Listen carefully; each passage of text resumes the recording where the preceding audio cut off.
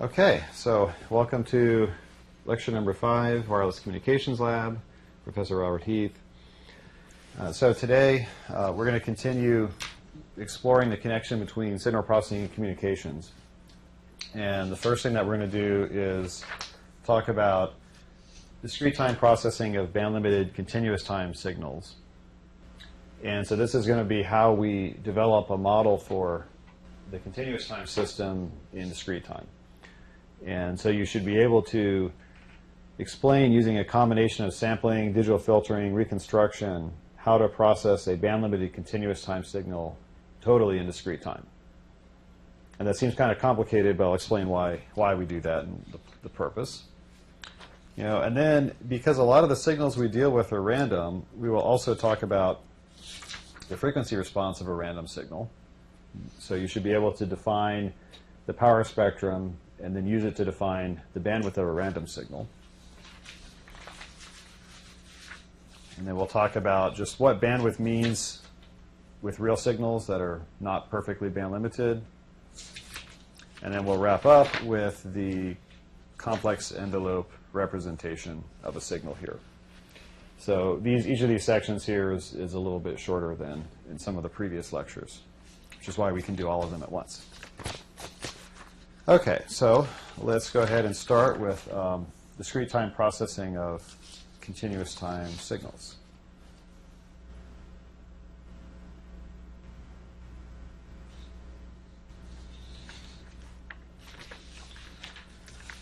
Okay, so we start off here with the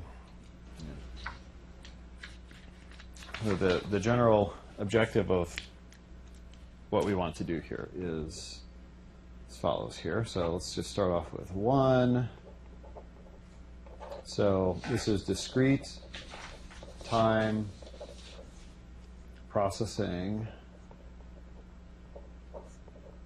of band-limited continuous time signals. And the key operational phrase here is band limited. Okay, so essentially we're going to start with as follows here. So let x sub c of t be band limited with maximum frequency f of n, and let y sub c of t be the convolution between x sub c with some impulse response h of tau.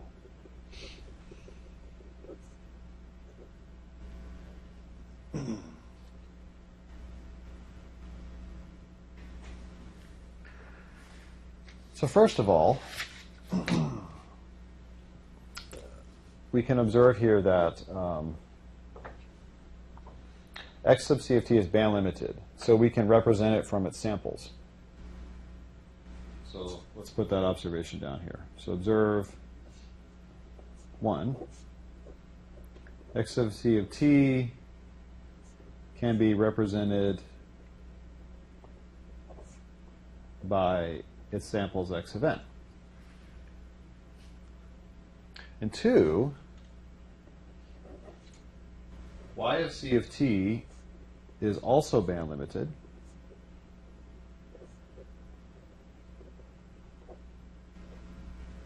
The reason is that, looking at this in the frequency domain, yc of f is equal to h of f, xc of f, right? So if x of c is 0 at some point, when you multiply through, you get 0. So if x is band limited, y is band limited. So what that means is that y of c of t can also be represented by y of n here. So what we're going to do is we're going to think about, from a communication perspective, we're going to think about x sub c of t as a signal that we're generating, and y of c of t is a signal we're processing. So think, xc of t is being generated, and y of c of t is being processed. Now, the procedure that we want to go through here is we want to take, so this is going to be a complicated looking figure here. So we're going to start off with x sub c of t, okay? And we're using linear systems notation. X sub c goes into this box with h of tau. That means, convolution. This produces y sub c of t here. So what we're going to do now is we're going to add on top of this the fact that x sub c and y are band limited. So we're going to replace this with x of n, d to c, operating with period t, going into h of tau, producing a signal that we then sample and use to create y of n. So these pieces here simply follow because of band limited property.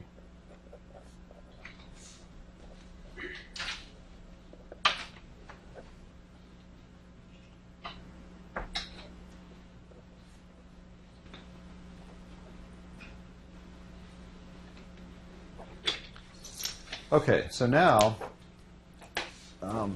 so we can imagine that, at our transmitter in software, we're generating x of n, and we'll pass it to the board that has a digital to analog converter. There'll be some up conversion, which we'll talk about later in the lecture. It gets sent into this propagation environment, which we're modeling as a linear time invariant system. It gets sampled and produces y of n. What we'd like to do, though, is we would like to get rid of this continuous time impulse response in there. Very inconvenient. So what we're going to do is now show exactly how we can find an equivalent system such that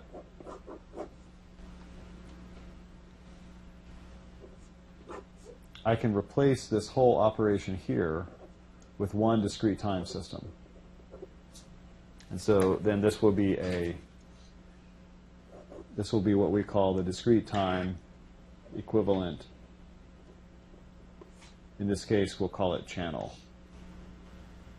This will be the continuous time channel. Channel is the name that we give to the impulse response that characterizes all the analog in a communication system. If you just think about it, it's just an LTI system in this case. So now what we're going to do is we're going to show exactly how to go from here down to here. And I have to be a little bit careful with the notation, a little bit more careful than I'm being here. But okay, so the claim here is that, so let me see here.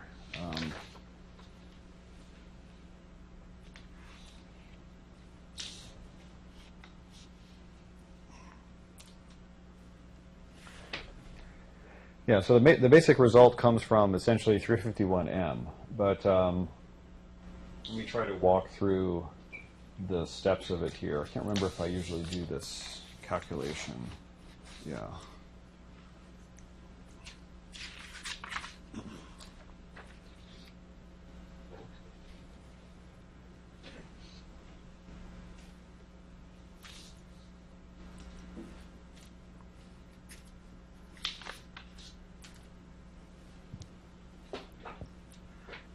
Okay, so basically, this equivalent channel, so the question is how do we construct it here?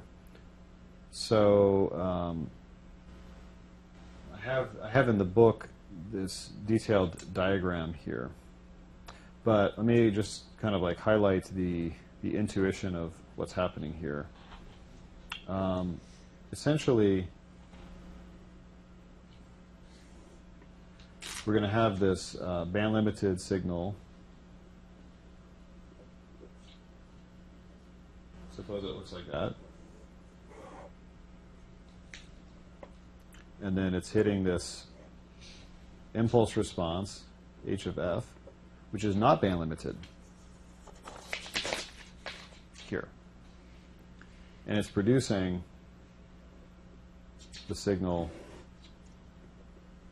y of f here, which is going to give me some, distorted version of x of f here. So effectively what we're doing here is we're going to come up with a model for this piece right here. And in the intuition of it is essentially that I'm going to band limit my impulse response, h, and then I'm going to convert that into discrete time. And the only tricky thing is going to be that there's going to be a factor of t that comes up, because when we go to discrete time here in frequency, we get a 1 over t, we get a 1 over t, and we'll get a 1 over t here, but then we'll have too many 1 over t's, so we'll have to cancel one. So that's basically the intuition. And so now I'll give you essentially the result. So, which is that, so basically if x of c of t is band limited with maximum frequency f of n, y of c of t is equal to the convolution with h of tau, x of c of t minus tau, d tau, then y of c of t is also equal to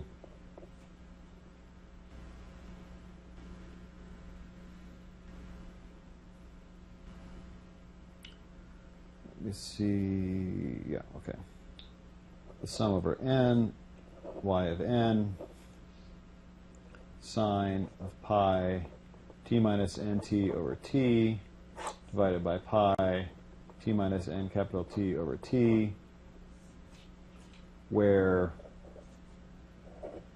y of n is equal to the convolution between x of n and this discrete time impulse response h of n, where h of n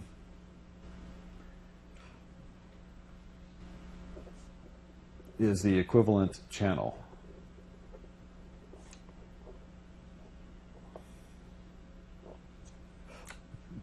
No, the frequency response of h of n essentially is h e to the j 2 pi f. So I'm going to go through exactly the procedures I showed you here. So first of all, I have hc of f over t. This corresponds to this piece right here.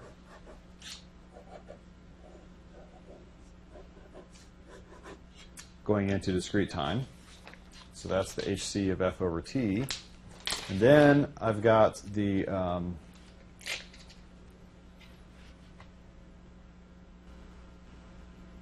the 1 over t from the sampling.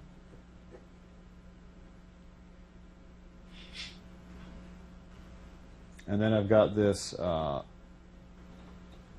t times L f of n of f over t here. So this right here is ideal low-pass filter with gain of 1. Cut off f of n. And this right here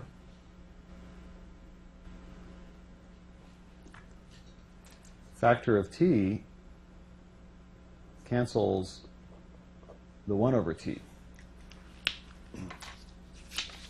Because when we go over here, we're going to go from x e to the j 2 pi f to y e to the j 2 pi f through some h e to the j 2 pi f. And this is going to be 1 over t x sub c, this is 1 over t y sub c, and so this, we have to cancel the t's here. So that's why that factor of t is there here. So essentially, you can think about this ln of f of t as being the rectangle function of f times t, which has inverse Fourier transform 1 over t, sinc of t over t. And so then you can write this h L of t as being t 1 over t sinc of t over t convolve with the impulse response h of t, and then h of n being hl of nt here.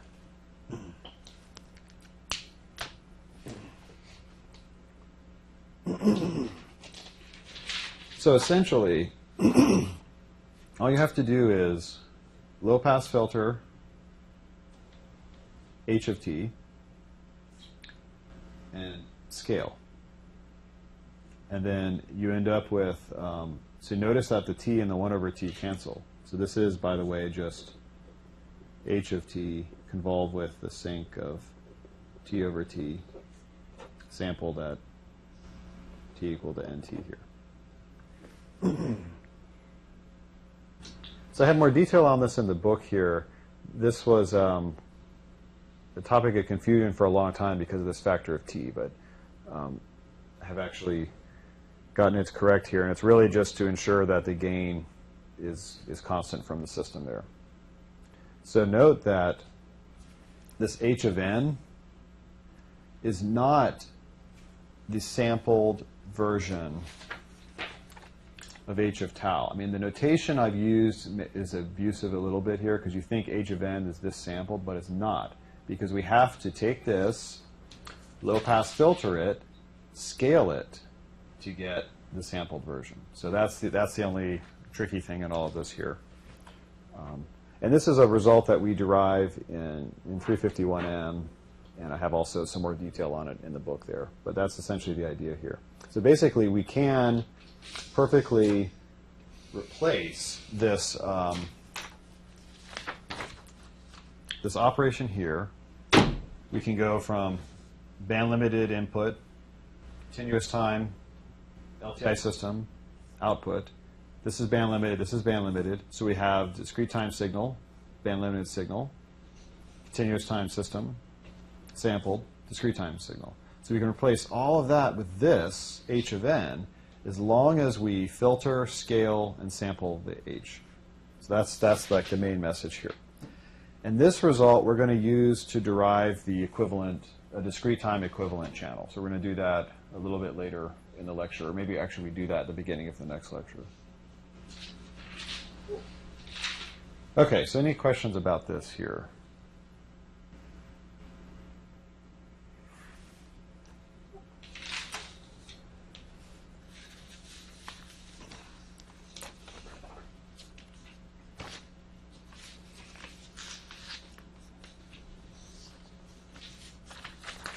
Okay, so we move on to the next topic, which is defining the frequency of a random signal. Now, I've just, explained in the last lecture, how communication signals are band limited. And then in the previous lecture, I explained that we're going to use random processes to model communication signals. So this creates a little bit of a problem because we need a notion of what is the bandwidth of a random signal. What does that mean? I create a function, I have a realization, do I take its Fourier transform? What do I do with it? And so rectifying that situation is what we want to do right now. So this is defining the frequency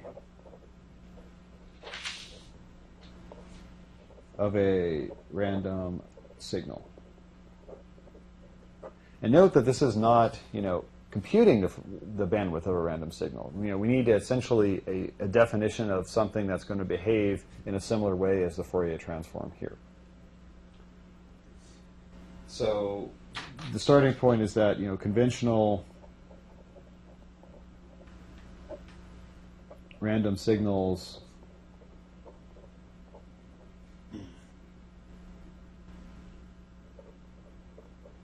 also have a random Fourier transform.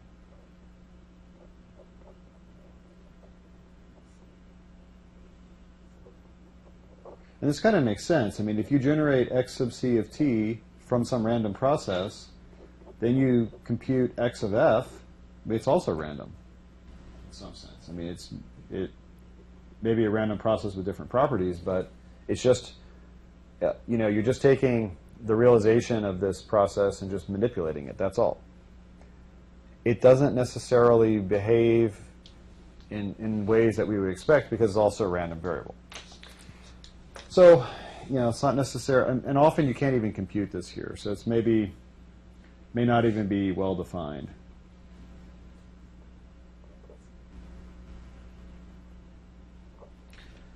So it turns out that the autocovariance function provides a definition, a way to get an operational notion of spectrum for wide-sense stationary random processes. And so for those processes, we introduce this notion called the power spectrum. So the power spectrum is px of f, or we should probably, write it pxx, but I'm going to write it px. The integral of cxx of t e to the minus j 2 pi ft dt. So the power spectrum itself, notice, is a deterministic quantity because this is deterministic. So it's the Fourier transform of the autocovariance function. And you could define it in a similar way for a discrete time signal as, the sum from minus infinity to infinity, cxx of n, e to the minus j 2 pi f of n here. And so the power spectrum is what we use in place of spectrum. So we use the power spectrum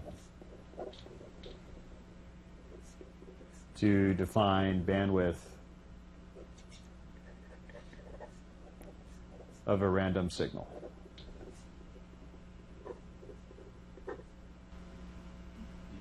Now, if you're asked to compute the power spectrum of a random process, the first thing that you would do would be to compute the autocorrelation function or the autocovariance function and the mean, depending on whichever you have, and then take its Fourier transform. So it's actually just it. And that's all you have to do. Now, it becomes a little more tricky if you want to start doing stuff with ergodicity. We won't get into that, but there are technical ways of estimating the power spectrum using these kind of ergodicity concepts. There's the periodogram and Welch's method, and so there's a whole bunch of practical ways of estimating these that I think I have in the book, but we don't need to discuss here. But suffice it to say, you can estimate the autocorrelation functions and take their Fourier transform, or you can estimate these directly. And that's what's done like in a spectrum analyzer, for example. So that's essentially it here. Now, random processes that are not wide-sense stationary, if they have a two-dimensional autocorrelation function, they also have a two-dimensional power spectrum. And there are interesting processes there, but we don't need those for this course here. But you can get some other, you can do other cool things with that kind of process at the expense of a lot more complication. Okay, so that's the frequency response of a random signal power spectrum. Any questions on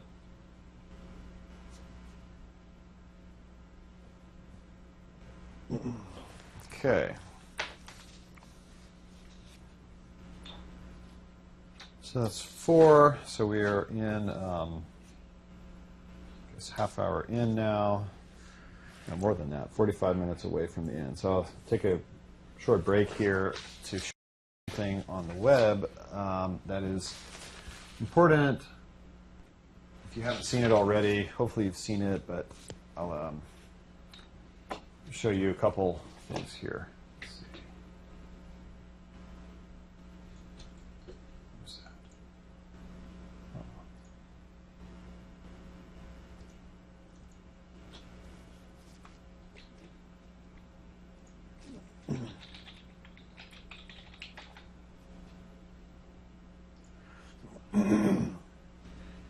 So this up here, I mean, this is Tripoli Explorer.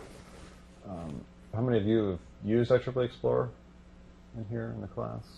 3, 4, almost everybody. On the video, I don't know how many of you have actually used this here. So Tripoli Explorer is a digital library that is put together by the IEEE. It's our professional society, Institute of Electrical and Electronics Engineers. Hopefully you all are members of the IEEE, and ideally members of Communications Society and the Signal Processing Society as well. The IEEE Explorer catalogs here more than 3.5 million publications. And so these publications fall in the categories of what we typically call journal papers, magazine papers, and conference papers. And the names correspond essentially to the kind of a venue that they are presented in. So a conference paper or workshop paper is typically associated with a presentation. So I would go to a conference, like I'm going to a conference in a few hours, and I will have a presentation about some research that I've done tomorrow, and that research is associated with a 5-page paper. And that paper, these papers are typically peer-reviewed, so that means that other people in the community review them anonymously and provide feedback, and then the technical program committee decides whether to accept or reject papers based on the feedback. And different conferences have different acceptance rates. Journals are a bit different. The journals, you submit typically a longer paper, and there's perhaps multiple rounds of review. So like I'll submit maybe a 30-page paper, and it'll get sent to reviewers. Reviewers will come back and say, you know, hey, here's why I don't like this paper, here's why I like it, and then you have to make changes to the paper to satisfy the reviewers to get it accepted. And this is like a big part of what being a professor and a graduate student is writing, you know, said papers here. So we can look up some of my papers here. I have no idea what will come up. Hopefully some of them will be me, of course.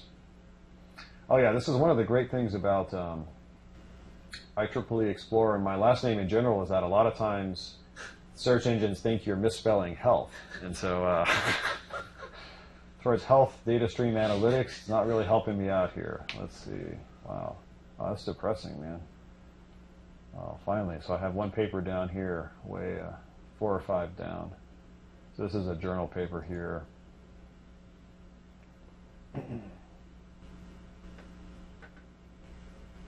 This gives you a sense of like what they look like here.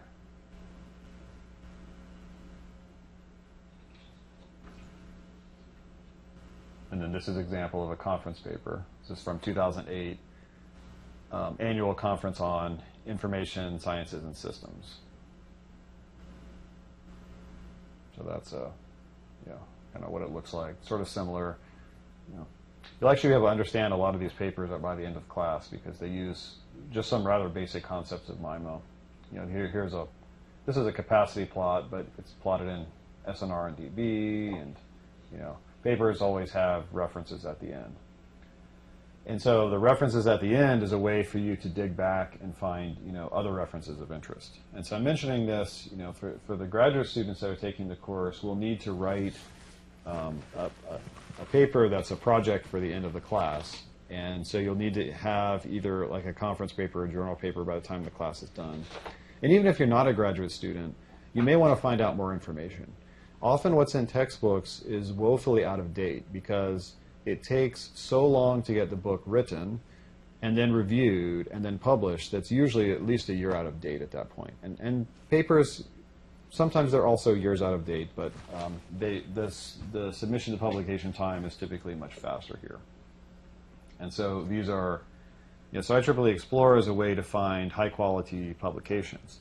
Now, you know, you could look also on Google, and Google actually is a really good search engine, but it may just give you stuff that's not relevant. You know, like if we want to search for, you know, let's say wireless and DSP on Google. I mean, yeah, we get all kinds of stuff here. We also get a company. We get a DSP platform.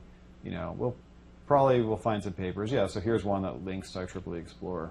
Have you tried Google Scholar? Yes.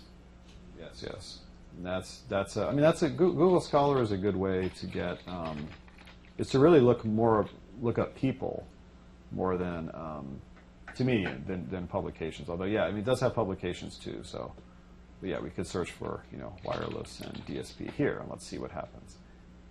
Yeah, and so here, and we get links to papers that are actually all on IEEE Explorer, which is pretty cool. Like, but here's one here that's not on IEEE Explorer. It's on Wiley Online Library. So we can click that and see what happens here. I don't even know if that'll... Can we even get that PDF? Oh, that's cool. It will let us get it. That's cool. Yeah. So Google Scholar is actually pretty good. And I mean, I guess the point I want to make is not that you should necessarily use IEEE Explorer as your search engine. I mean, historically, it was just not up to speed on relative to other search engines. But it's just to say that when you use databases like IEEE Explorer, you get content that has been filtered in some sense through the peer review process. I'm not saying every paper is good. There's papers on there that are junk. But it is another level of scrutiny that just, you know, I can just randomly post papers on my website. I can just write something up right now and post it, you know, and that doesn't make it right or correct. And so on the IEEE Explorer, you have some hope that it's a little more correct.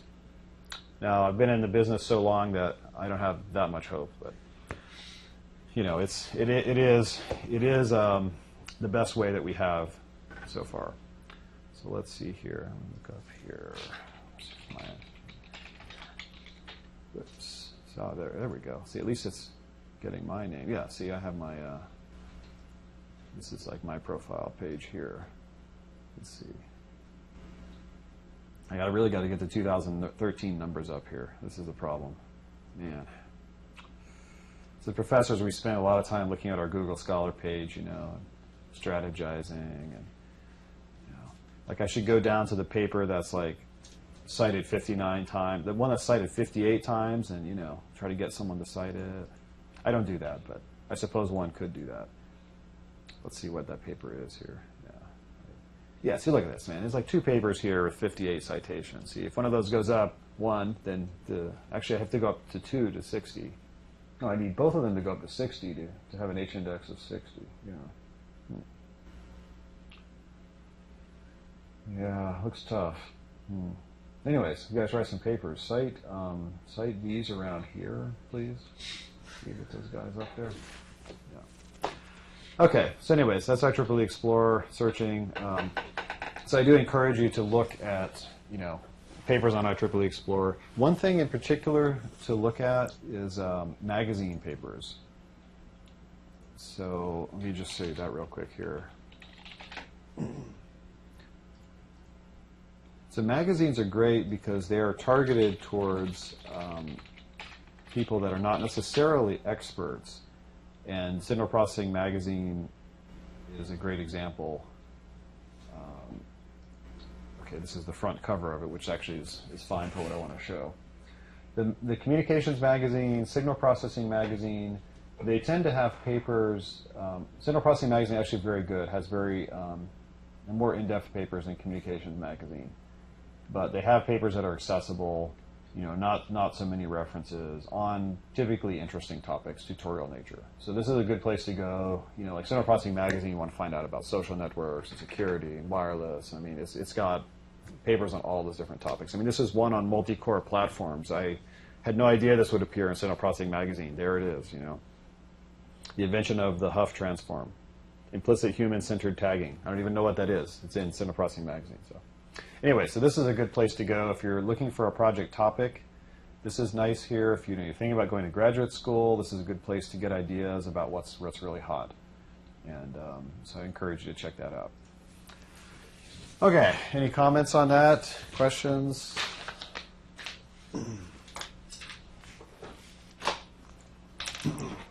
All right, well, let us continue to the third topic here, which is bandwidth. So we're just going to talk about how to define and calculate bandwidth of real signals. And I mean, I guess I shouldn't say real as in the real field, but just actual signals that we might observe or measure.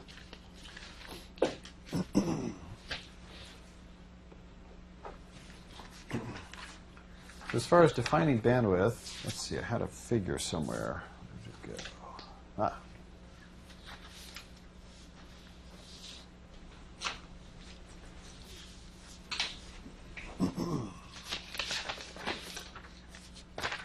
So the objective here, this is on bandwidth,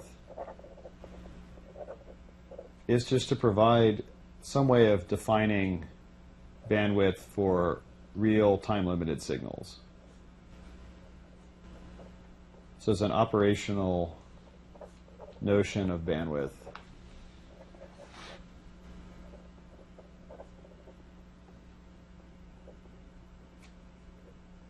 For non-ideal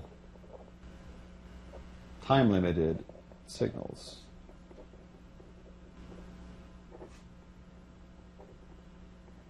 This is important because in the lab, of course, we always just capture a snapshot. And then, you know, all we can do is say something about the snapshot we've observed. We don't know the signal for all time because, you know, we only have a certain lifespan in any case. So you can't observe it. So what we do instead is we define some different notions of bandwidth. And I'll show a couple of these up here. So first of all, in wireless systems, there are two kinds of signals, and this is what we're also going to talk about later today. The first is, you know, the standard signal that we're used to dealing with, which we call the baseband signal. So baseband signal has power spectrum that lives around 0. And a passband signal has a spectrum that lives around some carrier frequency, and it normally has also a mirror image at minus f sub c of t. So when we talk about bandwidth, so first of all, the real spectrum of this signal, you see it doesn't necessarily go to 0. It maybe just, you know, gets very small. You know, so this could just be going out to infinity, but getting super, super small. So one notion of bandwidth would be, what's the absolute bandwidth? Well, for a real signal, that's not very useful because, you know, it maybe never goes to 0. So we could define another notion, which is like the 3 dB bandwidth, which is to say, what is the point such that this value here has half the power of the peak value?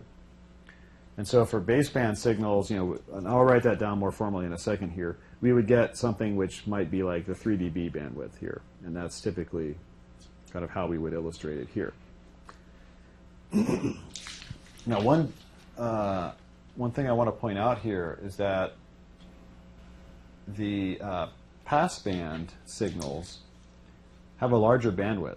So you could treat a passband signal. So if I have a signal that, and I'll put this over here. There's, you know, also minus f sub c here. And so I have a signal that lives at plus minus f sub c, a little bit of bandwidth on either side. You could say that the bandwidth of my signal goes from 0 all the way up to here. But that would not take into account that there's a bunch of nothing between here and there. And so for passband signals, we normally define the bandwidth to be in the same way as here, except it's like a double-sided signal here. So for baseband, we go from 0 to something. For passband, we go from, like, let's say, minus 3 dB to 3 dB here. So this would be like the 3 dB bandwidth here. And so then the game of this practical bandwidth calculation is just to define, you know, a notion of how wide is this practical signal. You know, is this my bandwidth? Is this my bandwidth? So on here. So main things to note here, so passband is going to be double effectively what it would be at baseband. And so in the last part of the class, we'll talk about generating these two. But that's just an illustration here. And so the, let me come back over here. So some of the measures of bandwidth that are important, I'll just go over a couple examples here. So the, like half power at baseband would be, let's say, the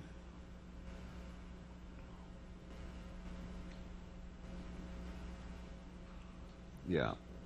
Okay, I'll write this like this. So smallest f2 minus f1 such that px of f1 divided by px of f max equals 1/2, and px of f2 over px of f max is equal to 1/2, where f max is the frequency that maximizes px of f. And further, you would need that, px of f over px of f max is less than 1/2 for f greater than, let's see, f1, and similarly px of f over px of f max is less than 1/2 for f less than f2. So we're trying to describe the bandwidth of a signal that looks something like this here. So it's really just a complicated way of saying that, we want to find the edges that are half down from f max, and the thing might not be symmetric. So in the example I had here, the signal was symmetric, but there, if you go down here, and so this is actually for the passband case. For baseband, you would just have the 1f here.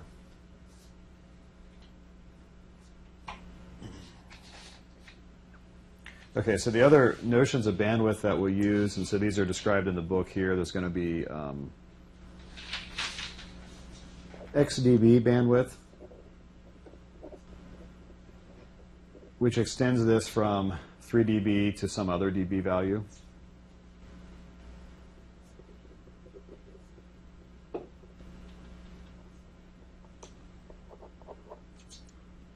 And then the other one is fractional containment. This is used sometimes in some specifying systems here. So fractional containment would be something like where we might integrate from, screwed up the values here anyways. Okay, so you could integrate, for example, from f1 to infinity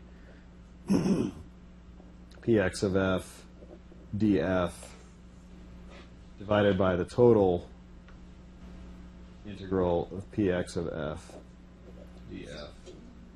And then you might say that that's going to be equal to something like 1 minus x over 2, where x is percent containment. So effectively with fractional containment, you're trying to find the bandwidth such that X% of the signal power is contained there. And so you end up with, so this is like saying, for example, f1 to infinity. I'm going to require that this is equal to 1 minus x over 2, and then I'm going to have over here a little f1 and f2, and I'll have something similar there. So that's kind of the intuition on it. You can check out the notes for more details there. But the main message here is that, even though the practical time-limited signals are not band-limited, we will pick whatever notion of bandwidth that works for us. It may be 3 dB bandwidth, it may be 20 dB bandwidth, maybe like 99% fractional containment, and then that's what we'll use for determining the Nyquist rate, the sampling frequency, and so on. So that's essentially kind of high-level view of that. Any questions on bandwidth calculation? Yes? So if you're sampling a baseband signal at some rate, Nyquist rate or whatever, Yeah. and then you shift it to bandpass, would you need to double your sampling rate? Yeah, that's a good question. It turns out that there's another version of Nyquist sampling theorem that is suitable for signals that look like this.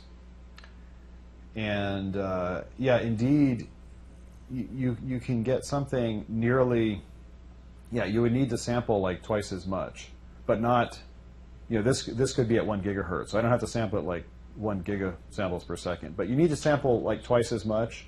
But there's some little trick, because the idea is that if we had a passband signal, if we sample it right, this replica will alias over to here.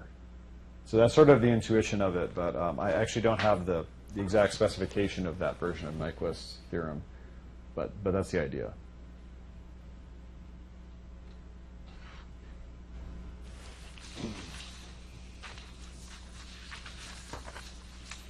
Okay, so that's the bandwidth concept here. So now we're going to wrap up here with discussion of the complex envelope representation of passband signals. So what I want to do now is I want to talk about how can we create a signal that's passband, and how can we take a passband signal and create a baseband version of it. And we'll want to do this because we'll find it much easier from a signal processing perspective to operate on baseband signals instead of their passband variants.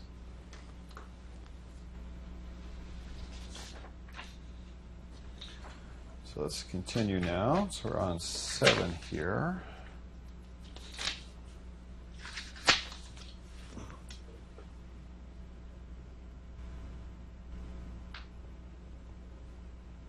So this is called, okay, so convex envelope representation. So most, okay, so I should say here really, I mean, all wireless signals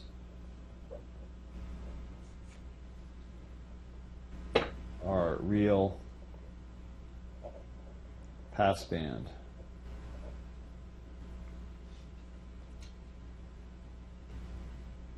And the short answer for this is that DC doesn't propagate, so whatever wireless signal you send doesn't live at DC. So now another thing is that most passband signals, not all of them, but most passband signals in wireless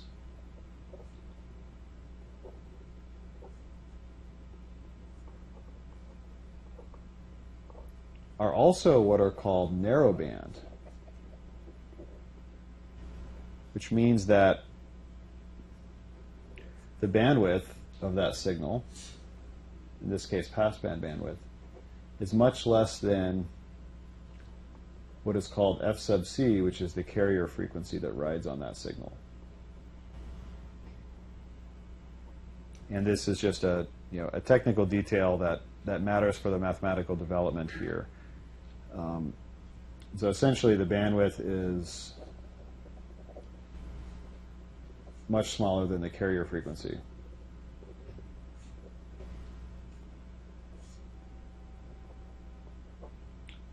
And this is a good thing, not just for our mathematical development, but also from the perspective of hardware design. I mean, designing antennas that satisfy this property is much easier than antennas that would be for signals that don't satisfy this property. The RF, it's much harder. So all of this is actually very useful from the perspective of many different engineers. So essentially, what I'm telling you here is that all wireless communication signals that are sent all will live at some passband frequency, and because they're real, they will all have an appropriate mirror image here.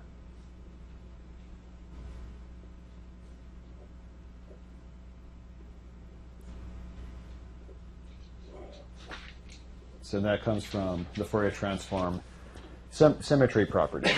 So you get essentially even in the Fourier domain corresponds to real in the time domain. And so imaginary in the time domain would correspond to odd, and so on here. So this is going to be like, and I'm looking at the absolute value of this here, so it's a mirror image here. So if I had just this, signal would be complex. This is real because it's mirror image. If I had some variation of this here, signal would still be complex. Okay, so now what we want to do is we want to come up with a way of writing a signal that has this kind of characteristic. So that's what we want to do in this piece of the lecture here.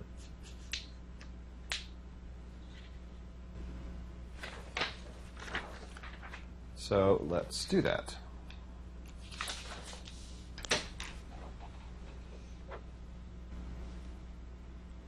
So a very general way to write a passband signal with carrier f sub c is as follows here. And so in this class, I'm going to use this P notation, P for passband. It always makes sense when you're thinking about notation to try to use things that you remember. This is especially useful when you get older and you stop remembering things. So X, for me, is like always the transmitted signal, so that's why I'm not calling it T. And anyways, T would be time, but P for passband makes sense. So a general way to write a passband signal is some amplitude function A of t times a cosine, 2 pi f sub c of t, plus some phase function phi of t here. So this is my passband signal. Now, so to create a passband signal, you have to create A of t and phi of t. This in itself is doable, but doesn't quite match how we can easily do this in hardware. And so what we do is we use basic trigonometric identities to, we have the cosine of essentially the sum of two frequencies here, right? Cosine of A plus B. So this is going to be like the cosine of A, cosine of B, minus the sine of A, sine of B. So we rewrite that as A of t cosine of, I'm going to put the phi of t first, phi of t cosine of 2 pi f sub c of t minus A of t sine phi of t sine 2 pi f sub c of t. So here I have a signal multiplying a cosine and another signal multiplying a sine. So we rewrite that as, I'm going to call this xi of t times cosine of 2 pi fc of t minus xq of t times the sine of 2 pi f sub c of t. You say here, why on earth did I pick I and q? Well, this has the traditional name as being the in-phase component. And this one here has the intuitive name of being the quadrature component. Of course, I'm joking here because I don't know why this is called in-phase and quadrature. I guess in-phase is because it's aligned up with the cosine, and quadrature, I guess because it's a pi over 2 phase shift off. But these are names that have been around for 50 years. Now, this right here, this signal here, is kind of interesting. So it's got the multiplying a cosine, multiplying a sine. Turns out that we can rewrite this in a really tricky form. So let x of t, no p, equal xi of t, plus j, being the imaginary number, xq of t. This xi plus j, 2 of t, this is the complex envelope of xp of t, or equivalently the complex baseband.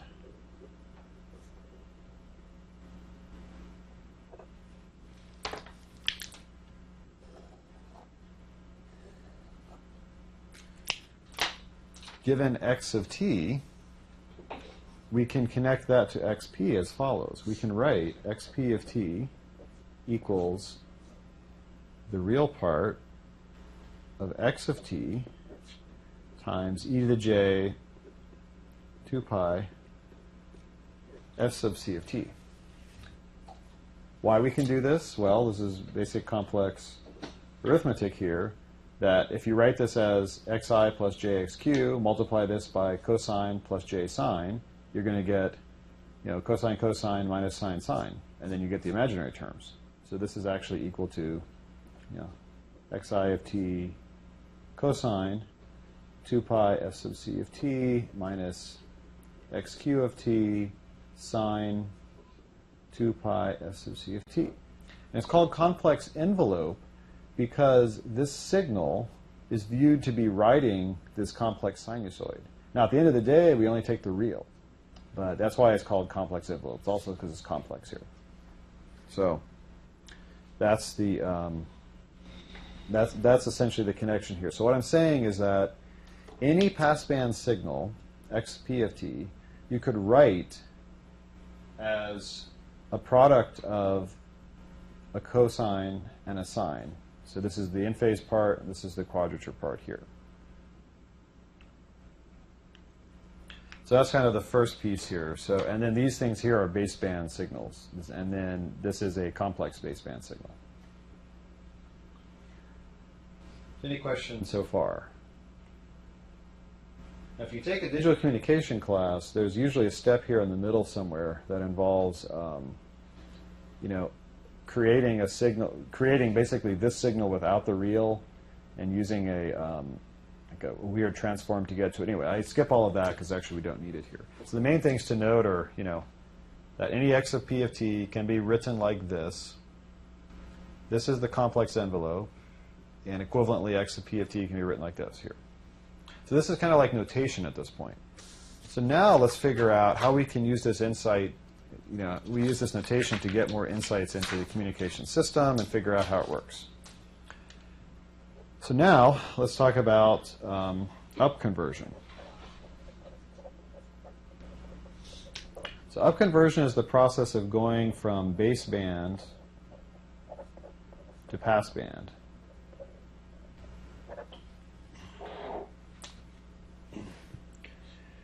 And so how the up conversion actually works is, so first of all, we want to create xp of t, and we're going to create it by literally multiplying the in-phase part and subtracting the quadrature part.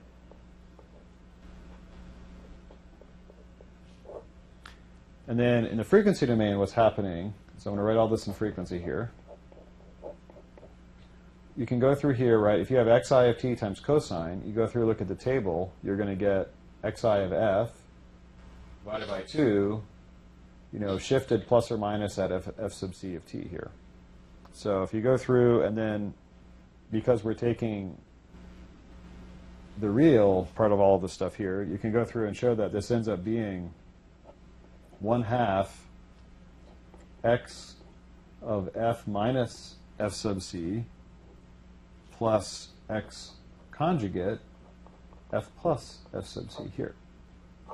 So this is basically using this fact that real part of x of t e to the j 2 pi f sub c of t will be exactly this up here. Okay, so how this actually happens is, literally our block diagram will look something like this here. So you'll have a xi of t and an xq of t. These guys will go through a modulator here. This will be cosine of 2 pi f sub c of t. This will be a sine of 2 pi f sub c of t. A lot of times you see this written where you just delay the cosine to get the sine. And then you take those outputs there, multiply, and then you basically add them up here with a minus sign here. That's an x of p of t. And this is an idealized abstraction of up conversion, but more or less this is what an RF circuit actually does. It generates these sines and cosines, typically a sine using it's called like a local oscillator. A local oscillator gets converted into a carrier of some frequency. This might actually happen over multiple stages, but this would be as an example of what like a direct conversion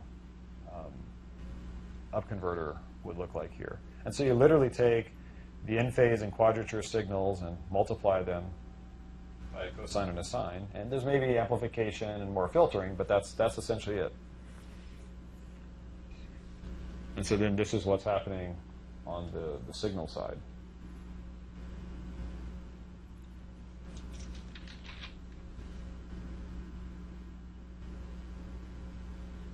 So then let me illustrate also in the frequency domain here.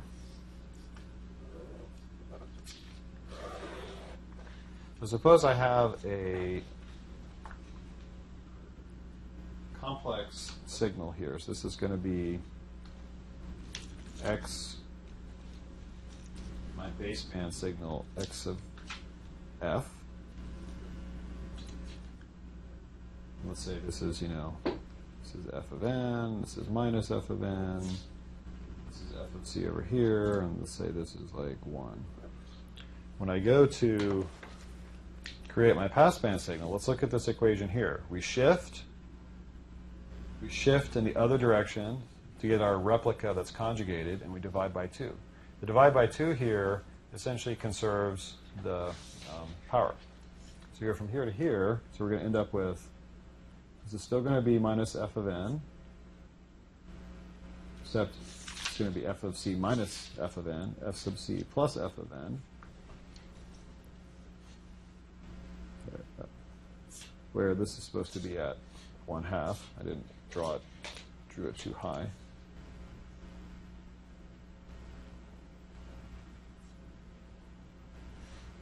This would be minus f sub c plus f of n minus f sub c minus f of n here.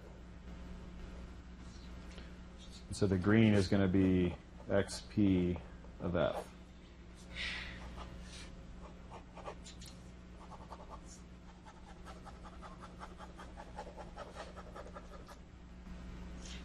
Okay. So that's it over there here. So this is our idealized picture of the upconversion process. This is what's happening in the frequency domain. This is what's happening in the time domain. And this is what, in the lab, the RF chip on the USRP is effectively just performing this for us here. So we don't have to do this in LabVIEW or anything. We just have to tell the hardware, what carrier frequency we want. And done.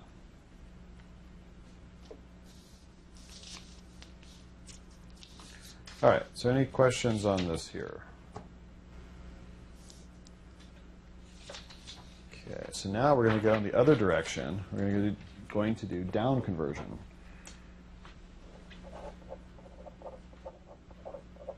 So down conversion is the process of going from passband down to a baseband signal.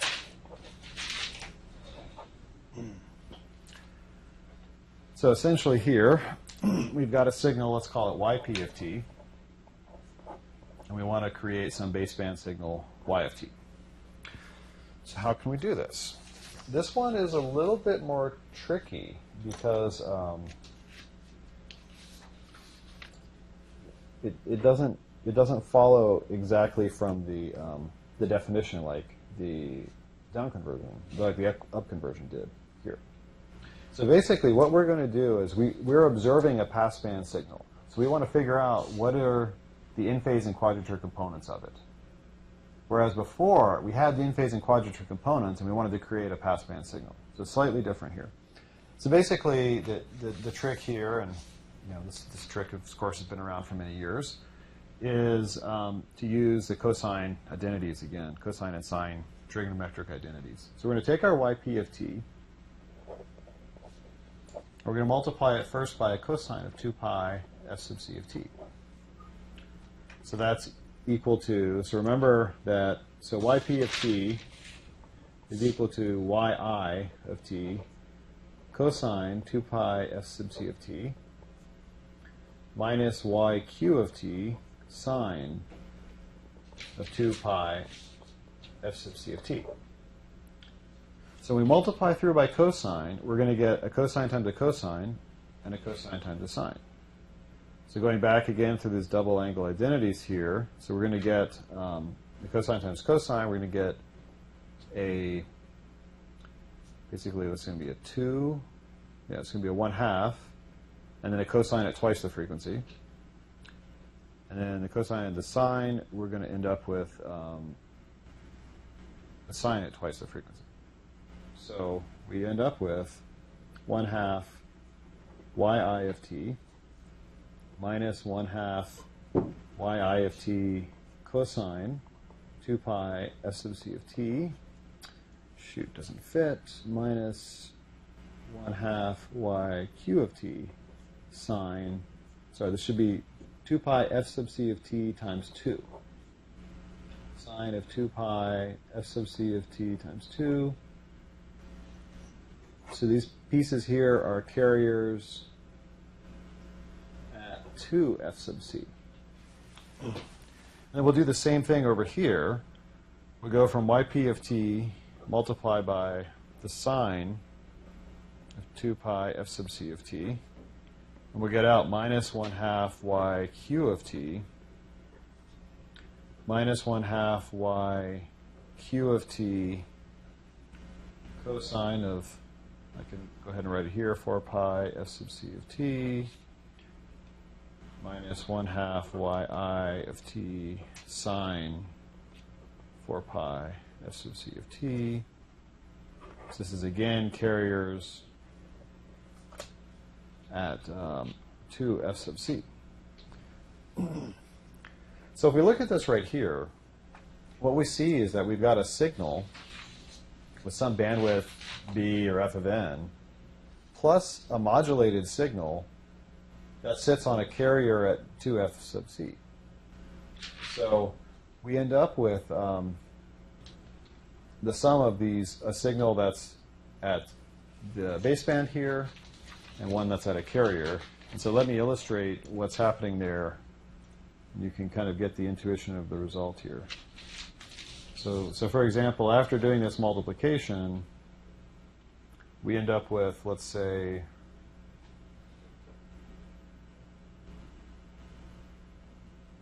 so maybe this is like the yi of f spectrum here. And then on top of that, you've got this modulated spectrum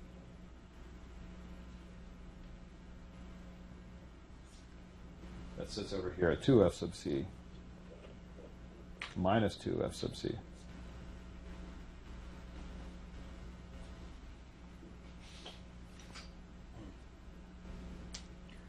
And so the way to get out this yi of f sub c, go through here, boom, hit this with a low-pass filter, done. And then this factor of 1/2, you just multiply by 2. So effectively, what happens with down conversion is we're going to take our received signal, yp of t, we're going to multiply it by a cosine, low-pass filter it, and rescale. Then we're going to multiply it by a sine, low-pass filter, rescale. And then that'll give us our in-phase and quadrature components. Now let me draw that out so that that is even more clear. Now, so effectively, what will happen is, so yp of t will come in. It will get split into two pieces. This piece multiplies the cosine, 2 pi f sub c of t. This piece multiplies the sine, 2 pi f sub c of t. After this, remember low-pass filter. Low-pass filter. Scale by 2. There's a little amplifier here, scales by 2. The output of this is yi of t. The output of this is yq of t here. Now, let me see. We have a sine. I think we have to actually put a phase change in here. We could put the minus sign here. I did this correctly. Otherwise, you have to flip the phase at one point. But anyways, so this is the down conversion, kind of our standard down conversion block diagram. Now again, in a real system, the block diagram is more complicated because we would take our received signal, we would filter it, we would pass it through a low noise amplifier, then we would pass it through multiple stages of down conversion, filtering, and then finally we would get the end-phasing quadrature. And in the real system, this factor of 2 doesn't matter because you would end up sampling it anyway. So that's the idea of down conversion here. So any questions about this, up conversion or down conversion?